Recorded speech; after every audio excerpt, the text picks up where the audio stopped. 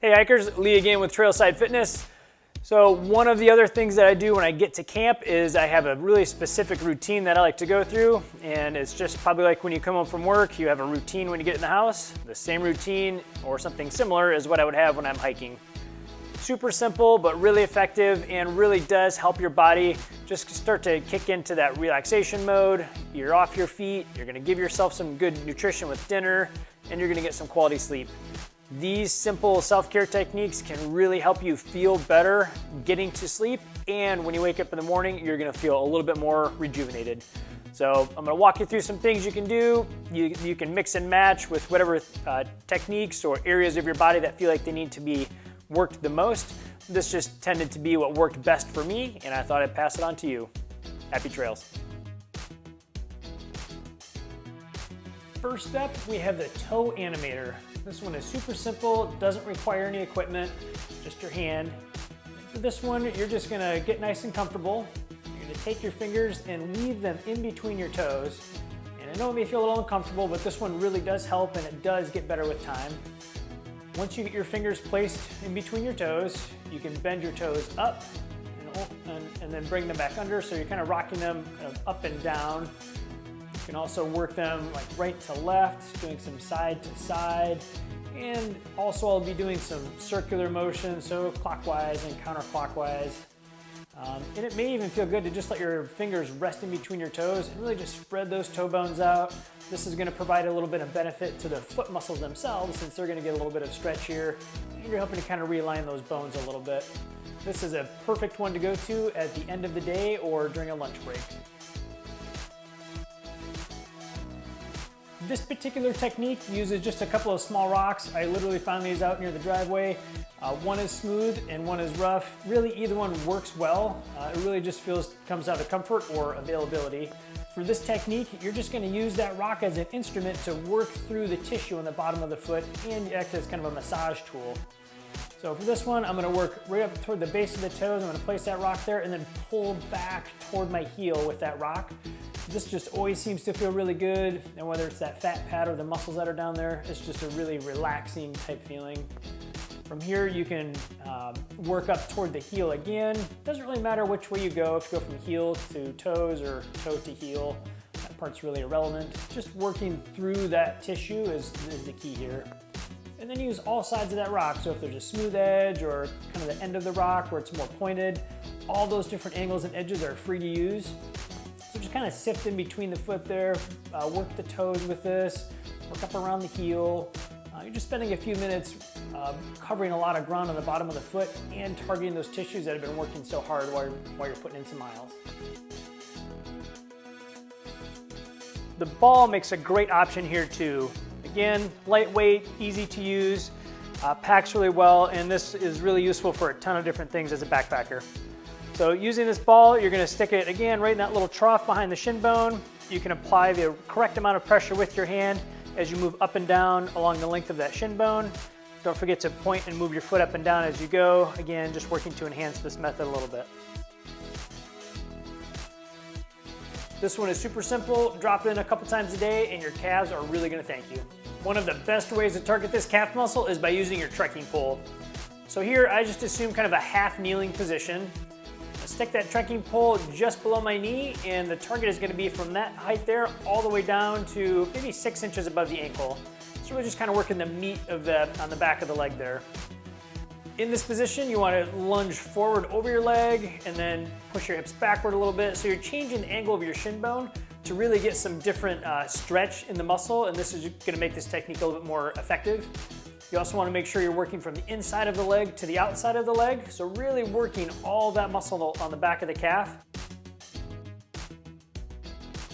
Our first position with the ball is going to be placing them roughly even with the top of the shoulder blades.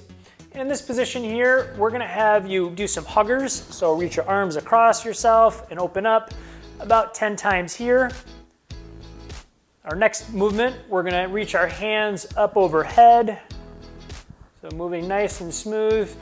You may notice a little bit of discomfort here. That's okay, just try to relax and work through it as best you can. And the third thing we're gonna do is make like a snow angel. So sweep those hands out to the side, out and around, and again, about 10 of these here. Once we've completed the repetitions with the balls in that top position, we're gonna move them down to that middle position and repeat the sequence. And it's exactly the same. 10 of those huggers, 10 reaches overhead, and then again, 10 of the snow angels. And you guessed it, that third position at the bottom of the shoulder blades, the same 3 things, same number of reps. If you have one ball, you're gonna work whichever side feels like it's the most uncomfortable, or maybe you wind up spending time on each side of that shoulder blade doing the same number of repetitions. The levator muscle is one that tends to be that big knot you get in the back of your shoulder blade. So if someone comes up and starts rubbing your shoulders, that's usually the guy that's gonna give you some trouble.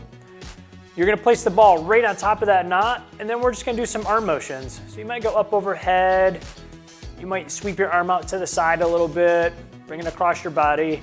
Just really trying to find a motion that feels like that ball is able to get up in that tissue and then feel more effective with the movement of the arm. One of my favorite stretches is the figure 4 stretch. This can be done seated or laying on your back, such as I'm doing here. So for this one, simply cross your leg, putting your ankle at your knee.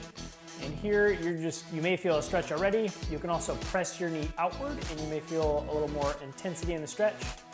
Next thing I'm gonna do is hug my opposite knee to my chest. So in this case, I'm gonna pull my right knee in toward my chest. And you can also use your left elbow to kind of press that left knee out a little bit if needed. One other awesome option here is crossing your ankle on the outside of your knee and then simply letting gravity pull your legs down to the side. This one's really great for some of those deep rotator muscles down in the hip.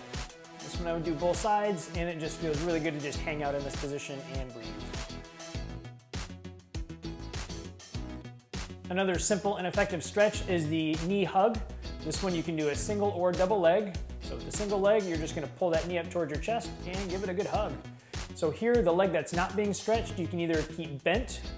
This might feel better for your back, or you can straighten that leg out. Really, it's up to you. It makes no difference in terms of the effectiveness in the stretch.